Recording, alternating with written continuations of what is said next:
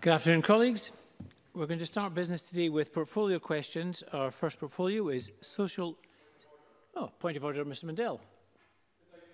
In this chamber, on the 17th of January, the First Minister said the Salmond inquiries will be able to request whatever material they want, and I undertake today that we will provide whatever material they request.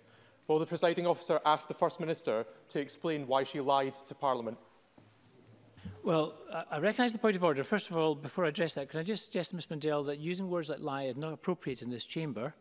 Mr Mundell can perfectly find the language to express his concern without using language like that. I'd ask him to consider that point. However, I would just ask Mr Mundell just to consider using that term and ask him just to, if he would, apologise for using the term liar in the chamber or lied in the chamber. I apologise to you personally, presiding officer, but in this case I do feel it's the appropriate word and I can't find anything else that would express the sentiment.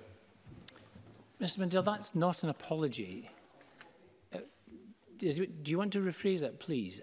I just don't think it's very fitting of Mr Mundell. It doesn't reflect Mr Mundell's character, and I'm sure he's perfectly capable of finding language that expresses his view about the accuracy of comments without personalising and making pejorative terms, which are disrespectful to other members. With due respect, presiding officer, I think it's disrespectful to the Parliament for the First Minister to make a promise and not to keep it. But I can't withdraw the word no. Okay, well, I think Mr Mundell's made his point. I'm afraid, Mr Mundell, I have to ask you to leave the chamber. I don't think that language is acceptable. Thank you.